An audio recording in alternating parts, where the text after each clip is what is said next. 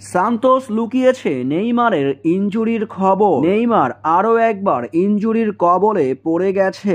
Neymar কি ফিরতে পারবে? পরবর্তী ম্যাচে খেলতে পারবে কি আবারও মাঠে নেমে, নাকি অবসরে চলে যাবেন এই ব্রাজিলিয়ান সুপারস্টার? দীর্ঘদিন ইনজুরির সাথে লড়াই করে নেইমার ফিরেছিলেন মাঠে। তারপরই কোয়ার্টার ফাইনালে সান্তোসকে জিতিয়েছিলেন গোল করে নেইমার জুনিয়র। কিন্তু সেই ম্যাচে ৭৫তম মিনিটে নেইমার ইনজুরির দেখা পেলেন আরো একবার। তাকে দেখা গিয়েছে মাঠ ছাড়তে, খেলতে পারেননি সেই ম্যাচে আর। তবে তখন সান্তোস কিছু না জানালেও নেইমারের শঙ্কা ছিল ইনজুরি। যেখানে সান্তোসের সেমিফাইনালের ম্যাচে করিন্থিয়াসের বিপক্ষে তারা মুখোমুখি হয়েছে তাদের ভেন্যুতেই, সেই ম্যাচে নেইমারকে রাখা হয়েছিল বেঞ্চে। এতেই সন্দেহ সত্যি হয়ে গেল, ইনজুরির কারণেই নেইমারকে খেলায়নি সান্তোস। এমন গুরুত্বপূর্ণ ম্যাচে নেইমারকে না রেখে তারা হেরে গেছে। নেইমার বেঞ্চে বসেই দেখেছেন